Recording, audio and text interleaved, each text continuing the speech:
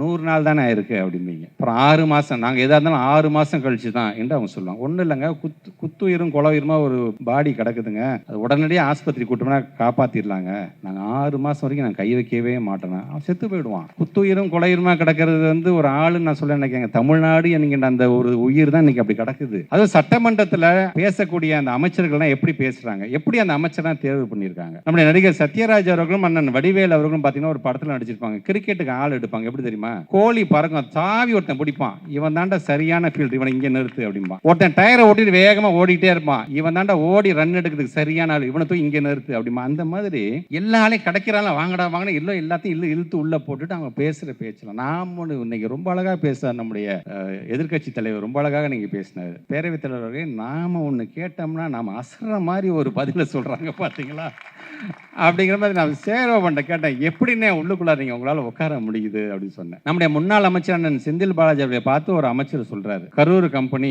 Sorry சட்டமன்ற உறுப்பினர் அப்படின்னு பேசினார். உடனே நம்முடைய எதிர்கட்சி தலைவர் எந்திரிச்சு சங்கி அமைச்சர் சாரி சட்டத்துறை அமைச்சர் அப்படின்னு அவர் பேசுகிறார். உடனே அவர் சொல்கிறாரு, நீங்கள் உங்களை அரெஸ்ட் பண்ண வரும்போது நீங்கள் எத்தனை மணி நேரம் பாத்ரூமில் உட்காந்துருந்தீங்க அப்படின்னாரு. உடனே நம்ம எதிர்கட்சி தலைவர் எந்திரிச்சு கேட்குறாரு, பாத்ரூமில் யார் யார் எவ்வளோ நேரம் உட்காந்துன்னு கணக்கெடுக்கிறதுக்குன்னு ஒரு அமைச்சர் இருக்கிறார்.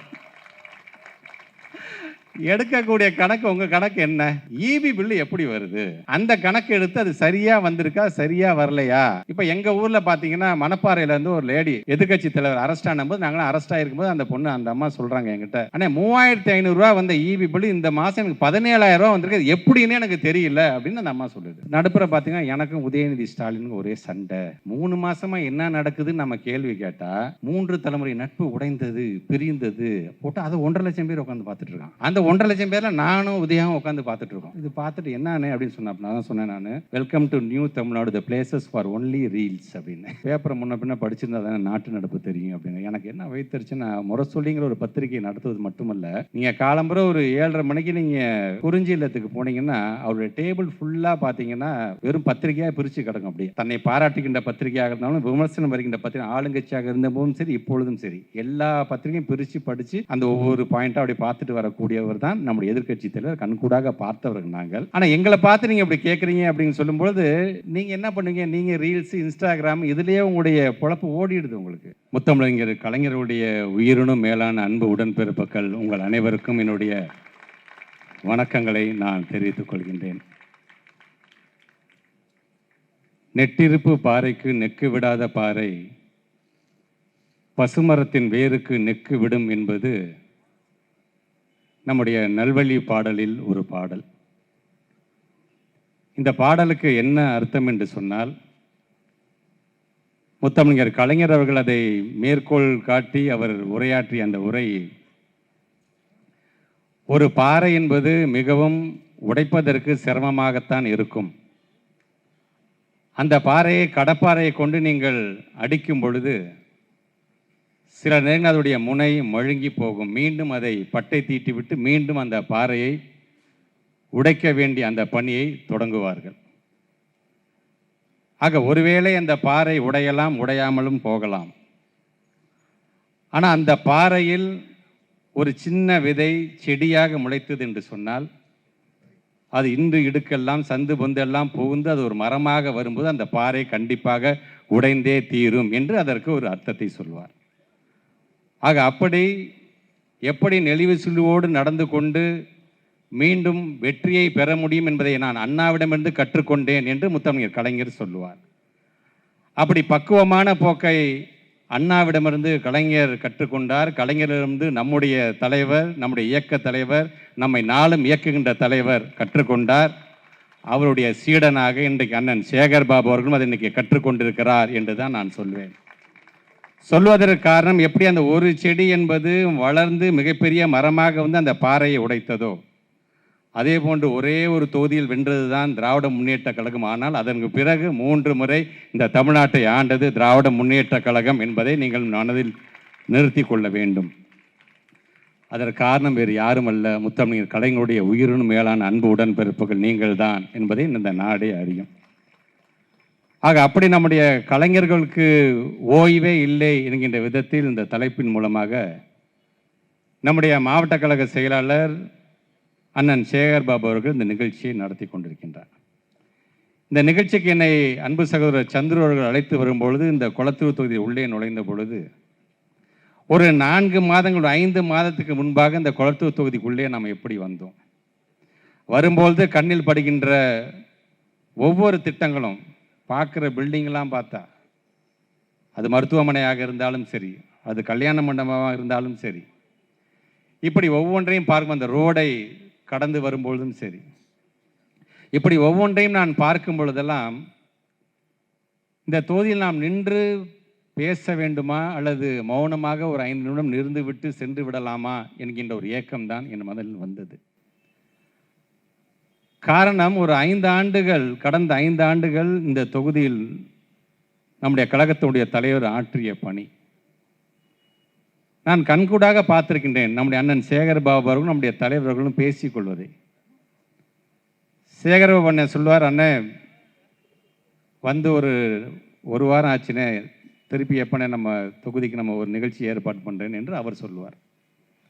சில நேரங்களில் அவர் சொல்லுவார், சேகர்பாபு வந்து 4 நாள் ஆச்சே, திருப்பி தொகுதியில் ஒரு நிகழ்ச்சி பண்ணலாமா என்று ஒரு பெத்த பிள்ளையை பார்த்துக்கிற மாதிரி இந்த கொளத்தூர் தொகுதியை தாங்கி பிடித்தவர் நம்முடைய தலைவர் அவர்கள். ஏன் மௌனமாக நின்று விட்டு சென்று விடலாமா என்கின்ற எண்ணம் வந்ததுக்கு காரணம், 5 ஆண்டுகள் இந்த பக்கமே வராமல் வெறும் மௌனமாக இருந்தோம் என்று சொன்னால், மக்களுடைய அந்த தீர்ப்பை தலைவணங்கி நாங்கள் ஏற்றுக்கொள்கிறோம் என்று ஒரே வழியில் நாம் பெருந்தன்மையாக சொல்லிவிட்டு போகலாம். அது எந்த தொகுதியில் வேண்டுமென்றாலும் அது பொருத்தமாக இருக்கலாம். ஆனால் அது இந்த தொகுதியில் பொருந்துமா என்று சொன்னால் நம்முடைய மனசாட்சியை நாம் தொட்டு நாம் கேட்டுக்கொள்ள வேண்டும் என்பதற்காகத்தான் இதை நான் சொல்கிறேனே தவிர வேறல்ல. அப்படி நாளொரு வண்ணம் பொழுதொரு மேனியுமாக தன்னுடைய கொளத்தூர் தொகுதி மக்களுக்காக உழைத்தவர் நம்முடைய தலைவர் அவர்கள். ஆனால் இன்றைக்கும் இந்த தமிழ்நாடு இன்றைக்கு வளர்ச்சி பாதையில் செல்ல வேண்டும் என்று ஆசைப்படக்கூடியவராக இருந்து கொண்டிருப்பவரும் நம்முடைய தலைவர் அவர்கள் தான் என்பதை நீங்கள் மனதில் வைத்துக்கொள்ளும். அதனால்தான் சட்டமன்றத்தில் பேசும்பொழுது தான் தாயுள்ளம் கொண்ட தலைவர் நாங்கள் சொல்லுவதற்கு காரணம் அது. இன்னைக்கு சட்டமன்றம் எப்படி போகுது நாமளும் பார்த்துக்கிட்டு தான் இருக்கிறோம். இங்கே உரையாற்றிய அண்ணன் நக்கீரன் கோபால் அவர்கள் சொன்னது போல, போராளிக்கு ஓய்வில்லை என்கின்ற தலைப்பில் முத்தமிழர் கலைஞரை நாம் கொண்டாடுகிறோம் என்று சொன்னால் உண்மைதான். அவர் சொன்னது மாதிரி தான், பன்முகத்தன்மை கொண்ட ஒரு தலைவராக, ஒரு எழுத்தாளராக இருக்கிறார், ஒரு பேச்சாளராக இருக்கிறார், வசனகர்த்தாவாக இருக்கிறார், அதே போன்று ஒரு பத்திரிகையாளர் இருக்கிறார் என்று சொல்லும்போது ஆட்சி பொறுப்பில் இருந்தாலும் இல்லை என்று சொன்னாலும் அவருக்கு ஓய்வு என்பது இல்லை என்பதை இங்கே ரொம்ப அழகாக எடுத்து சொல்லியிருக்கிறார். நக்கீரன் கோபால் அண்ணனுக்கு இருக்கக்கூடிய அந்த கடமை, ஏன் நம்முடைய அண்ணன் சேகர்பாபு அழைக்கும் பொழுதெல்லாம் அண்ணன் நக்கீரன் கோபால் வந்து கலந்து கொள்கிறார், அதுவும் கலைஞர் சார்ந்த நிகழ்ச்சி என்று சொன்னால் ஏன் கலந்து கொள்கிறார் என்று சொன்னால் அது அவரே பல நேரங்களில் சொல்லியிருக்கிறார்.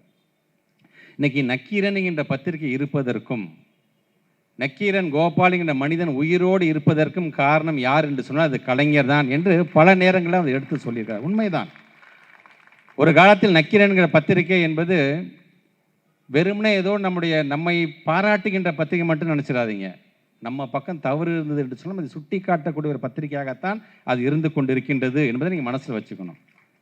அந்த பத்திரிகை இழுத்து மூட வேண்டிய ஒரு சூழ்நிலை வந்த பொழுது அதற்கு உதவிக்கரம் நீட்டியவர் முத்தமிழர் கலைஞர் என்பதை பல நேரங்களில் சொல்லியிருக்கிறார். இங்கே அவர் சொன்னார் பார்த்தீங்களா, மறைந்த அம்மையாருடைய படத்தை ஹிட்லராக அந்த அட்டை படம் வந்த பொழுது அவருக்கு என்னென்ன பிரச்சனை வந்தது, அடுத்த இதழை வெளியிட முடியுமா என்கிற அளவிற்கு தாக்கப்பட்டதுடைய அலுவலகம். உடனடியாக நம்முடைய முத்தமிழர் கலைஞர்கிட்ட வர்றாரு. கலைஞர் சொல்கிறார், மறைந்த ஐயா பெரியவர் முரசொலி மாறனை அழைத்து அவருடைய பத்திரிகை அச்சு ஏற வேண்டும் என்று சொன்னால் நம்முடைய முரசொலி இருக்கின்ற அச்சு மிஷின் அவருக்கு கொடு, அவர் அடிச்சுக்கிட்டோம் என்று சொல்லி அதை உடனடியாக அதை நிறைவேற்றி தந்தவர் என்று பல நேரங்களில் அவர் சொல்லியிருக்கிறார். நீங்கள் சொன்ன மாதிரி தான் அந்த அம்மையாரால் தாக்கப்பட்டப்போ கூட முத்தமிழர் கலைஞர் ரொம்ப செல்லமாக சொன்னார், கோபால் ரொம்ப வேகமாக போகிறீங்க, கொஞ்சம் அமைதியாக கொஞ்சம் ஸ்லோவாக போங்க அப்படின்னு சொன்னது கூட அவர் பல நேரங்கள் வந்து எடுத்து சொல்லியிருக்கிறார். அப்படிப்பட்ட முத்தமிழர் கலைஞருக்கு ஒரு செல்ல பிள்ளை போன்றவர். அவர் சொன்னார் பார்த்தீங்கன்னா, அந்த காட்டுக்கு போய் மறைந்த வீரப்பனர்களுடன் உரையாடுகின்ற அதெல்லாம் சாதாரண விஷயம் கிடையாது. போனால் திருப்பி வருவோமாங்கிறது உத்தரவாதம் கிடையாது அவருக்கு.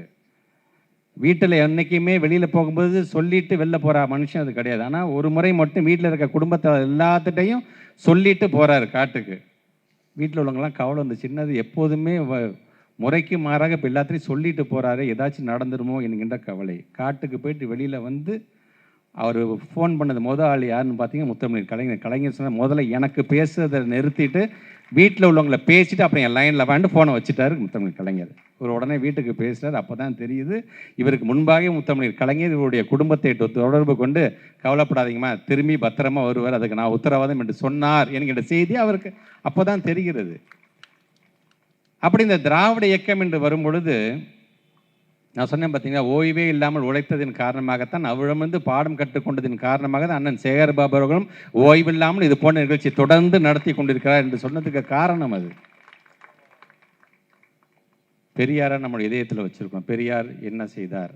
பெண்களோட விடுதலைக்காக போராடினார். சுயமரியாதையோட வாழணுண்டா, தன்மானத்தோட வாழணுண்டா. கக்கத்தில் நீங்கள் துண்டை வச்சுக்கிட்டு வணக்கம் சாமி சொல்லாதரா, தோலை துண்டை மேலே போடுறா.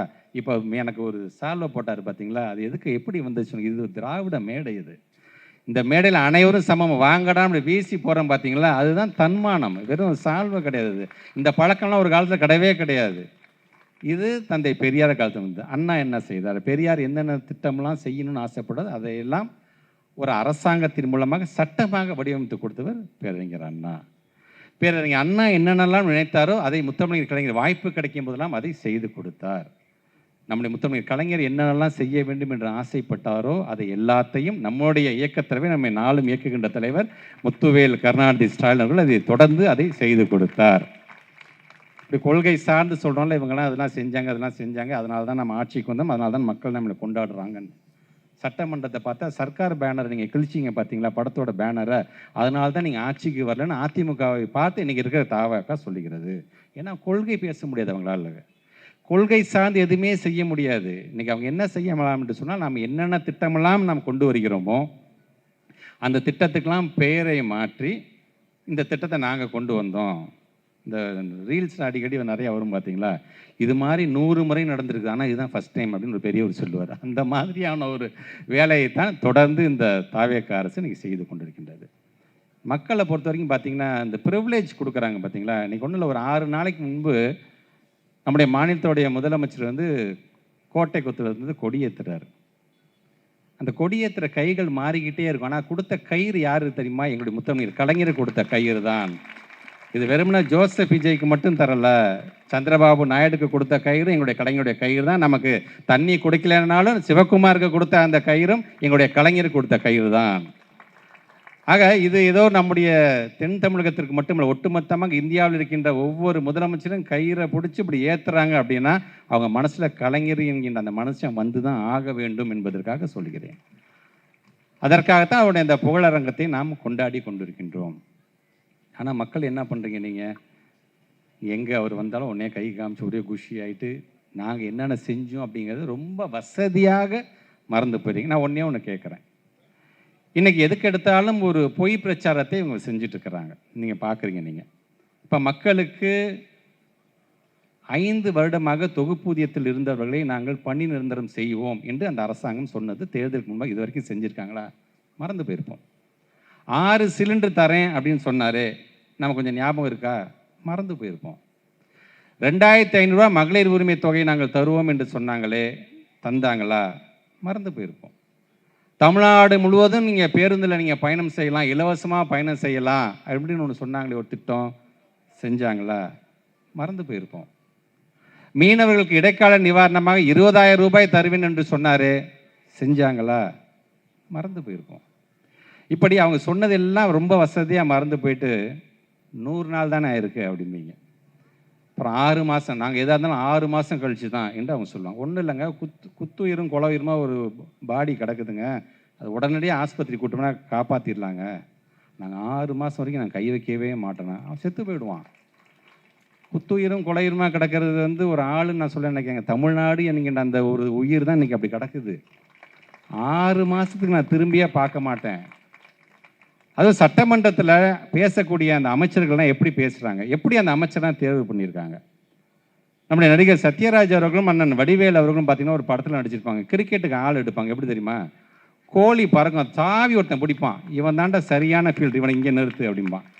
ஒருத்தன் டயரை ஓட்டிட்டு வேகமாக ஓடிக்கிட்டே இருப்பான், இவன் தாண்டா ஓடி ரன் எடுக்கிறதுக்கு சரியான ஆள், இவனை தூக்கி இங்கே நிறுத்து அப்படிமா. அந்த மாதிரி எல்லா ஆளையும் கிடைக்கிறாங்கள வாங்கடா வாங்கினா இல்லை, எல்லாத்தையும் இழுத்து உள்ளே போட்டுட்டு அவங்க பேசுகிற பேச்சலாம். நாம் ஒன்று இன்னைக்கு ரொம்ப அழகாக பேசுகிறார் நம்முடைய எதிர்க்கட்சி தலைவர் ரொம்ப அழகாக நீங்கள் பேசினார். பேரவைத் தலைவர்களே, நாம் ஒன்று கேட்டோம்னா நாம் அசற மாதிரி ஒரு பதிலை சொல்கிறாங்க பார்த்தீங்களா அப்படிங்கிற மாதிரி நான் சேரவன்ட்ட கேட்டேன், எப்படின்னே உள்ளுக்குள்ளார நீங்கள் உங்களால் உட்கார முடியுது அப்படின்னு சொன்னேன். ஸோ இதெல்லாம் கடந்து வர வேண்டிய ஒரு சூழ்நிலை என்னவென்று சொன்னால், மக்களுக்காக நாம் பேசிக்கணும். ஆனால் அவங்கள பொறுத்தவரைக்கும் அப்படி கிடையாது. அவங்க பேசுறதெல்லாம் பார்த்தீங்கன்னா வெறும் சினிமா தரமாக, யார் வேணால் சிஎம்மாக வரட்டும், அது மக்களுடைய முடிவு, நான் இல்லைன்னு சொல்லவில்லை.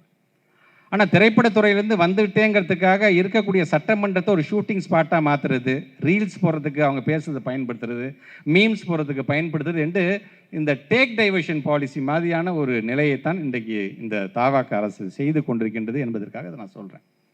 இப்போ நம்முடைய தலைவர் ஒரு திட்டத்தை கொண்டு வருகிறார் என்று சொன்னால், அது சார்ந்திருக்கின்ற மக்களை கூப்பிட்டு பேசுவார், விவசாயிகளை கூப்பிட்டு பேசுவார்.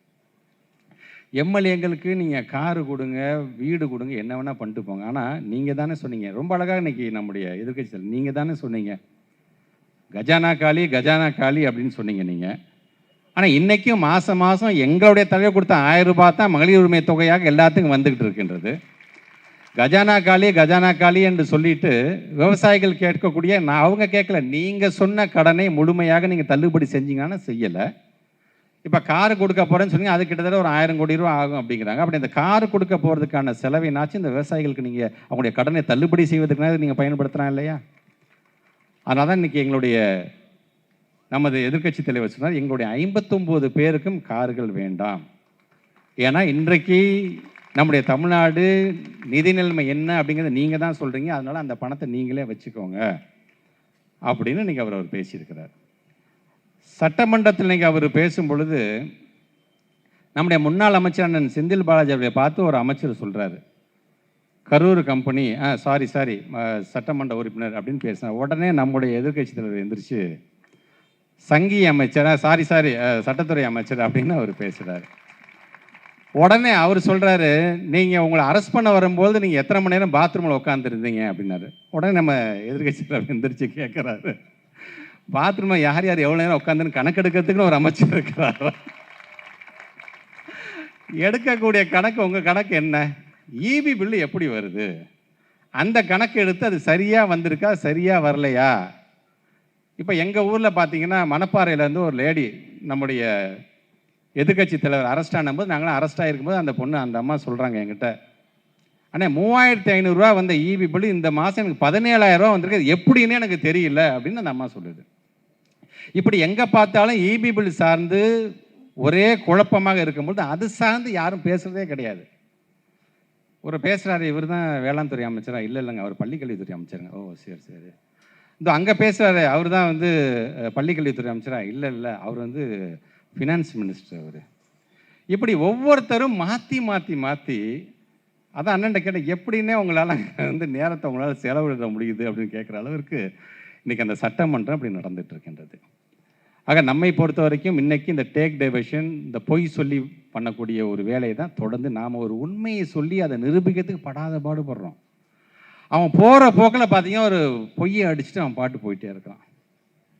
நடுப்புற பார்த்தீங்கன்னா எனக்கும் உதயநிதி ஸ்டாலினுக்கும் ஒரே சண்டை, 2 பேரும். ஏன் 3 மாதமாக என்ன நடக்குதுன்னு நம்ம கேள்வி கேட்டால், 3 தலைமுறை நட்பு உடைந்தது, பிரிந்தது போட்டு அதை 1.5 லட்சம் பேர் உட்காந்து பார்த்துட்ருக்கான். அந்த 1.5 லட்சம் பேரில் நானும் உதயாவும் உட்காந்து பார்த்துட்ருக்கோம். இது பார்த்துட்டு என்னன்னு அப்படின்னு சொன்னேன். நான் தான் சொன்னேன், நான் welcome to new Tamil Nadu, the places for only reels அப்படின்னு. அந்த மாதிரி எங்கே பார்த்தாலும் பார்த்தீங்கன்னா இந்த பொய்யை பரப்பி விட்டு அப்படியே டேக் டைவர்ஷன். நீங்கள் வேணால் நினச்சி பாருங்களேன், நாளைக்கே சட்டமன்றத்தை ஏதாச்சும் ஒரு மிகப்பெரிய ஒரு கேள்வி அண்ணன் சேகர் பாபு கேட்டுட்டார் அப்படின்னா, உடனே ஈவினிங்கு நம்ம முதலமைச்சரை கும்பிட்டுட்டு எங்கேயாச்சும் ஒரு பார்க்கை சுற்றி பார்க்க கூட்டிகிட்டு போயிடுவாங்க. அப்படியே பார்த்துட்டு வர கையை காட்டுவார். உடனே அதுக்கு பின்னாடி ஒரு வியூவர்ஸ் போயிடுவாங்க. அதுக்கு பின்னாடி ஒரு எனக்கு இந்த பத்திரிகையாளர்கள் நினச்சாதான் எனக்கு அண்ணன் கோச்சிக்கூடாது, நினைக்கிறேன் கோபாலனை கோச்சிக்கக்கூடாது. அண்ணன் அதில் ஒரு விளக்கு, அவர் நம்ம ஆள், அதை விட்டுருங்க. பத்திரிகையாளர்கள் அவங்க மதிக்க கூட மாட்டுறாங்க. நம்மை பொறுத்த வரைக்கும் பார்த்தீங்கன்னா ஒவ்வொரு முறையும் ஆளுங்கட்சியாகிற போது அண்ணன் சேகர் பாபுட்ட மைக்கு நிட்டாலும் சரி, எங்ககிட்ட மைக்கு நின்று அது என்ன விளக்குமோ அதை நம்ம சொல்லிட்டு நம்ம போவோம். நம்முடைய மாண்புமிகு நம்முடைய இயக்கத் தலைவர் எங்கேயாச்சும் ஒரு நிகழ்ச்சிக்கு போனாங்க, பத்திரிகையாளர் போனவர் பத்திரிகையாளர் நிற்க திரும்பி பதில் சொல்லிட்டு போவாங்க. ஆனால் இவங்க எதையுமே கண்டுக்கிறது கிடையாது. இவங்க ஆனால் பத்திரிகையாளர்கள் என்னமோ தெரில அவங்களுக்கு பின்னாடியே ஓடிக்கிட்டே இருக்காங்க. நினச்சாதான் எனக்கு ரொம்ப ரொம்ப ரொம்ப கஷ்டமாக இருக்கின்றது. ஏன்னா ஒரு பத்திரிகையாளருக்கு ஒரு புகழரங்கம் எடுக்கக்கூடிய இந்த நேரத்தில் சொல்கிறது அது சரியாக இருக்கும் என்பதற்காக அதை நான் சொல்கிறேன். நான் முத்தமிழர் கலைஞரும் ஒரு பத்திரிகையாளர் தான் இருந்திருக்கிறார்.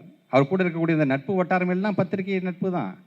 ஆனால் நம்முடைய எதிர்க்கட்சி தலைவரை பார்த்து அவங்க கேட்குறாங்க, பேப்பரை முன்ன பின்ன படிச்சிருந்தா தானே நாட்டு நடப்பு தெரியும் அப்படிங்க. எனக்கு என்ன வைத்தறிச்சுன்னா, முரசொலிங்கிற ஒரு பத்திரிகையை நடத்துவது மட்டுமல்ல, நீங்கள் காலம்புற ஒரு 7:30 மணிக்கு நீங்கள் குறிஞ்சி இல்லத்துக்கு போனீங்கன்னா அவருடைய டேபிள் ஃபுல்லாக பார்த்தீங்கன்னா வெறும் பத்திரிகையாக பிரித்து கிடக்கும். அப்படியே தன்னை பாராட்டுகின்ற பத்திரிகையாக இருந்தாலும் விமர்சனம் வருகின்ற பத்திரிகை, ஆளுங்கட்சியாக இருந்தபோதும் சரி இப்பொழுதும் சரி எல்லா பத்திரிகையும் பிரித்து படித்து அந்த ஒவ்வொரு பாயிண்ட்டாக அப்படி பார்த்துட்டு வரக்கூடியவர் தான் நம்முடைய எதிர்க்கட்சி தலைவர். கண்கூடாக பார்த்தவர்கள் நாங்கள். ஆனால் எங்களை பார்த்து நீங்கள் இப்படி கேட்குறீங்க அப்படின்னு சொல்லும்பொழுது நீங்கள் என்ன பண்ணுவீங்க? நீங்கள் ரீல்ஸு, இன்ஸ்டாகிராம் இதுலேயே உங்களுடைய பொழப்பு ஓடிடுது உங்களுக்கு. ஆக மீண்டும் நம்முடைய அண்ணன் சேகர்பாபண்ணன் சொன்ன மாதிரி மீண்டு வருவோம், மீண்டும் வருவோம் அப்படின்னு நம்ம சொல்கிறோம். பார்த்தீங்களா? நீங்கள் வேணால் பாருங்களேன், இந்த மக்களுடைய ஒரு கதை ஒன்று நான் பார்த்தேன். நான் அந்த கதையை பொறுத்த வரைக்கும் நமக்கு எல்லாத்துக்கும் தெரிஞ்ச கதை தான். சிபி சக்கரவர்த்தியோடைய கதையை பற்றி நமக்கு எல்லாத்துக்கும் தெரியும். ஒரு வள்ளூர் வந்து ஒரு புறா வந்து துரத்திக்கிட்டே வருது. அது போய் சிபி சக்கரவர்த்தி கிட்ட அடைக்கலம் போயிடுது.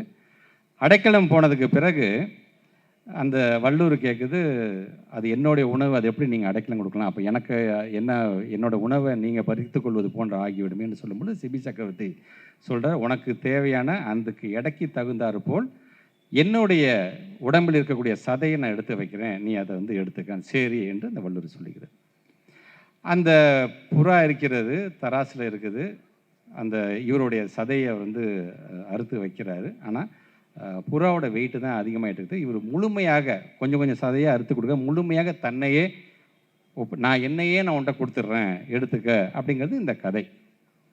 இதை கவிக்கோ அப்துல் ரஹ்மான் அவர்கள் ரொம்ப அழகாக சொன்னது வந்து முத்தமிழர் கலைஞர் அவர்களே அது வந்து கோடிட்டு சொல்கிறார். அவர் என்ன சொல்கிறார் அப்படின்னா, நீதி தேவதையை உன்னுடைய தராசு தட்டுகளை உன்னுடைய இரு கண்களையும் திறந்து நன்றாக பார், அங்கே புறாவின் மாமிசத்தை சிபிகள் உண்டு கொண்டிருக்கிறார்கள் என்று அவர் சொல்லுகிறார். இதை சொல்கிறது காரணம், இன்னைக்கு நாம் கொண்டு வந்திருக்கின்ற திட்டத்தில் அதை பெயர் மாற்றம் செஞ்சு அதை பேரை மாற்றி சில நேரத்தில் திட்டங்களே சரியாக போகாமல், ஆனால் அம்பேத்கர் உயர்கல்விக்கு படிக்கிற திட்டம் எவ்வளோ பெரிய திட்டம் தெரியுமா? பட்டியலினத்தை சார்ந்திருக்கின்ற மாணவன் வெளிநாடுக்கு செல்ல வேண்டும் என்று சொன்னால் அந்த ஒரு மாணவனுக்கு அரசாங்கம் செய்கின்ற செலவு 35 லட்சம் ரூபாய். கடந்த ஆண்டு மட்டும் ஏறத்தாழ 385 மாணவர்கள் இதன் மூலமாக பயன்பெற்று இருக்கிறார்கள் என்று அதுக்கு தனியாக நிதி ஒதுக்கீடு செய்கிறோம். இன்றைக்கு அதனுடைய மாண்புமிகு அமைச்சர் வன்னியரசு அவர்கள் பேசும்பொழுது அதுக்கு நாங்களும் நிதி ஒதுக்கீடு செய்திருக்கிறோம் என்று சொல்கிறாரே தவிர, அந்த மாணவர்களுக்கு அது சரியாக போய் சேர்ந்ததா என்று சொன்னால், மலேசியாவிலேருந்து ஒரு மாணவன் வீடியோ காலில் சொல்கிறான், அண்ணன் இன்னும் வரலன்னே, உங்களுக்கு இது வரைக்கும் 4 மெயில் அனுப்பிச்சிருக்கேனே, 2 முறை எங்களுடைய நண்பர்கள் வட்டாரம் அம்பேத்கர் சர்க்கிள் உங்களை வந்து பார்த்து பேசியிருக்கு, அதெல்லாம் கிடைக்கும் போ அப்படின்னு சொல்லி தான் அனுப்பிச்சுருங்க, தவிர முறையாக வந்து சேரவில்லை என்று அந்த பையன் ஆதங்கத்தை வெளிப்படுத்துகிறார். ஏன்னா அந்த பையன் கொண்டு வருகிற அந்த ரிசர்ச், அந்த ஆராய்ச்சி வெற்றி அடைந்தது என்று சொன்னால், அப்போ மட்டும் நீங்கள் எல்லாம் சேர்ந்துக்கிட்டு நம்முடைய தமிழன்பா நம்முடைய இந்திய நாட்டுக்கு பெருமை தேடி தந்துட்டான்னு சொல்லுவீங்கன்னு. ஆனால் என்னுடைய ஆராய்ச்சி படிப்பை என்னால் தொடர முடியவில்லை, அந்த பணத்தை உடனடியாக அனுப்பி வைங்கள், கடந்த கால ஆட்சியில் சரியாக முறையாக வந்த பணம் என்று அவர் சொல்லுகிறார். ஆனால் இன்றைக்கி அதை கண்டுக்க கூட ஆள் இல்லை. கடந்த ஆண்டு நான் லண்டனுக்கு சென்றிருந்தபோது அங்கே இருக்கின்ற ஒரு பெண்மணி பேசுகிறார். அந்த பெண்மணி சொல்கிறாங்க, இன்னைக்கு நான் ஒரு தஞ்சாவூர் மாவட்டத்தை சார்ந்தவள், மிகவும் ஏழ்மையான குடும்பத்தை, எங்களுக்கெல்லாம் மெட்ராஸ் வரதே ஃபாரினுக்கு வர மாதிரி, ஆனால் என்னை லண்டனுக்கு அனுப்பி வச்சு என்னை படிக்க வச்சு எனக்குன்னு 35 லட்சம் ரூபாய் செலவு செய்யுது என்று சொன்னால் அந்த முத்துவேல் கருணாநிதி ஸ்டாலினுக்கு நான் என்றைக்குமே நன்றியுடையவளாக இருப்பேன். நம்முடைய பெருமை நம்ம பிள்ளைங்க வெளிநாட்டுக்கு போகும்போது தான் தெரிகிறது என்று சொல்லும்போது, இங்கே இருக்கின்ற நம்முடைய பிள்ளைங்களுக்கு நம்முடைய அருமை பெருமை தெரியவில்லையே என்பதுதான் எங்களுடைய வருத்தம். அதனால தான் நீங்கள் பேசுகின்றவர்கள்லாம் ஒரு ஆதங்கத்தோடும் பேசுகின்றோம். முத்தமிழர் கலைஞர் நமக்கு என்னென்ன செய்தார் என்கிற பெருமையோடும் நாம் சொல்லி கொண்டிருக்கின்றோம். ஆக இது போன்ற நம்முடைய திராவிட மாடல் நினச்சி பாருங்கள், திராவிட மாடல் 2.0 என்று ஒன்று தொடர்ந்து இருந்தது என்று சொன்னால், இன்னைக்கு தலைவர் சொல்லியிருப்பார், செப்டம்பர் 15 2000 ரூபாய் நான் சொன்ன மகளிருக்கான உரிமை தொகை 2000 ரூபாய் வழங்கப்படும் என்று அவர் சொல்லியிருப்பார். நாம் என்னென்ன திட்டம்லாம் நம்ம சொன்னோமோ அந்த ஒவ்வொரு திட்டமும் ஒரு தேதியை போட்டு அது ரொம்ப அழகாக ஒரு திட்டமிடலோடு அந்த திட்டத்தெல்லாம் நம்முடைய தலைவர் செய்திருப்பார். ஆனால் எனக்கு என்ன நடந்திருக்கு? ஆக இந்த ஆட்சி என்பது இன்னும் ஒரு 6 மாதத்துக்கு கழித்து அவங்க என்னென்னலாம் கதை சொல்ல போகிறாங்க நீங்கள் பாருங்கள். நீங்கள் நான் இப்போவே சொல்லி வைக்கிறேன், இன்னும் 1 வருஷம் ஆனாலும் இந்த ஆட்சிக்கு முட்டு கொடுக்கறதுக்கு சில பேர் இருக்கிறாங்க. 1 வருஷம் தானே ஆச்சு அப்படிம்பாங்க. ஒரு 2 வருஷம் ஆச்சா, 2 வருஷம் தானே ஆச்சு அப்படிம்பாங்க. 3 வருஷம் தானே ஆச்சு. இப்படியே 5 வருஷத்தையும் ஓட்டிட்டு போகிறதுக்குன்னு ஒரு மாஃபியா கும்பல் இருந்து கொண்டு தான் இருக்கின்றது. அதை தான் விர்ச்சுவல் வாரியர்ஸ் என்று அவர்கள் சொல்லுகிறார்கள். ஆக அதை உடைத்தெறிய வேண்டும் என்று சொன்னால் முதல்ல நாம் கொள்கை பேசணும். எங்கே பேசணும்னு சொன்னால் முதல்ல நம்ம வீட்டில் நம்ம பிள்ளைங்க கிட்ட, டே நான் எப்படி தரமாடா இருந்தேன், இப்போ நம்ம எப்படி தரமாடா இருக்கிறோம் அப்படிங்கிறத சொல்ல வேண்டிய மிகப்பெரிய ஒரு கடமை நம்ம ஒவ்வொருவருக்கும் இருக்கிறது. கலைஞரை பற்றி அதிகம் பேசுங்க. கலைஞர் எப்படிப்பட்ட துன்பத்திற்கெல்லாம் ஆளானார், எப்படிப்பட்ட வேலையெல்லாம் அவர் தன்னை பற்றி சொல்லும் பொழுதெல்லாம் நான் மிகவும் பின்தங்கிய பின் பின் பின் எத்தனை பின் போட்டாலும் சரி, அத்தனை பின்தங்கிய வகுப்பை சார்ந்தவன், எனக்கென்று பல சவால்களை கடந்துதான் இந்த இடத்துல இருக்கிறேன் என்று சொல்லும் பொழுது, பின்தங்கிய மக்களாக இருந்தாலும், பட்டியலின மக்களாக இருந்தாலும், ஒடுக்கப்பட்ட மக்களாக இருந்தாலும், சிறுபான்மை மக்களாக இருந்தாலும், அவர்கள் அனைவருக்கும் அரணாக இந்த கலைஞர் இருப்பான் என்று சொன்னவர் முத்தமிழர் கலைஞர். அந்த கலைஞருடைய வழியில் தான் அனைவருக்கும் அரணாக இருக்கக்கூடிய ஒரு திராவிட மாடல் அரசை தந்தவர் நம்முடைய மாண்புக்கு தமிழ்நாட்டுடைய அன்றைய முதலமைச்சர், நம்முடைய இயக்கத்திலவே நம்மை நாளும் இயக்குகின்ற தலைவர். அவரை மீண்டும் அரியணையில் அமர வைப்பதற்கு தொடர்ந்து உழைப்போம், அதற்கான குரலை தொடர்ந்து கொடுப்போம் என்று சொல்லி இந்த நல்ல மேடை அமைத்து தந்த அண்ணன் சேகர்பாபு அவருக்கும் மாவட்ட கழகத்திற்கும் என்னுடைய நன்றியை தெரிவித்து இந்த உரையை நிறைவு செய்கிறேன். நன்றி, வணக்கம்.